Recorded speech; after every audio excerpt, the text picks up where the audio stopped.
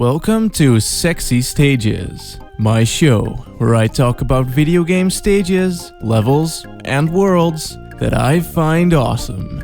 And today, we'll be taking a look at Midgar.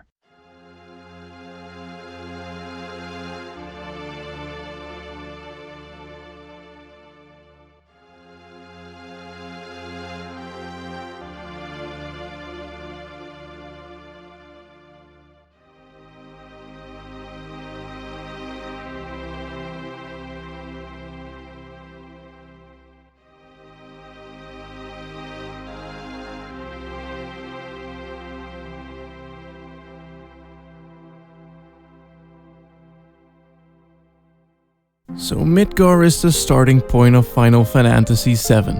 Yep, that's what I wrote in my script apparently, and is therefore considered to be quite special to a lot of people.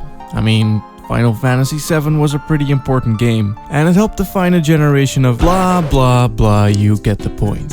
Now, let's go on a trip to Midgar.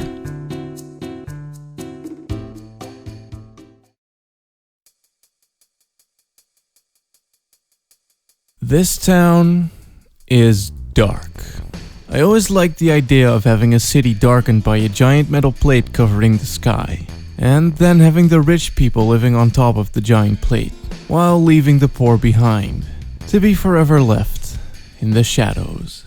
It's really quite depressing when you think about it. I mean, besides the constant darkness and poverty, the upper half of the city is also responsible for pretty much ruining the rest of the planet as well, being that the city is surrounded by a wall with 8 reactors attached to it, slowly sucking the planet dry.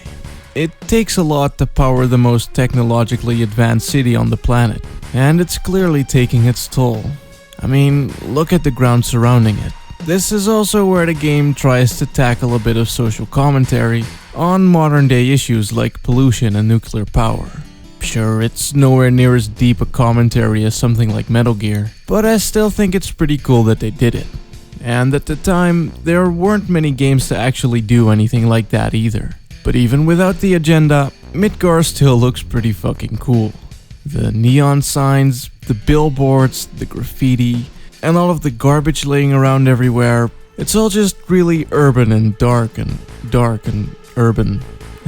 Especially for a Final Fantasy game. Not to mention the references to things like drugs, prostitution, and alcohol abuse. It's all done in kind of a childish manner perhaps, but back then this was quite a big step for a game to take, especially for an RPG, which, outside of Earthbound, never really go outside of their comfort zone of generic heroes and princesses bullshit. Now, while I definitely like the game as a whole, I'd still say that Midgar is really one of the more important parts of it, and it definitely stands out above the rest of the game for me personally. Final Fantasy VII, together with games like Metal Gear and Mario 64, really helped usher in a new era of gaming. I mean, Midgar, even just on its own, was a pretty adult concept that hadn't really been visited by many games up to that point, especially on consoles. And I'd say that it's quite an important part of gaming history.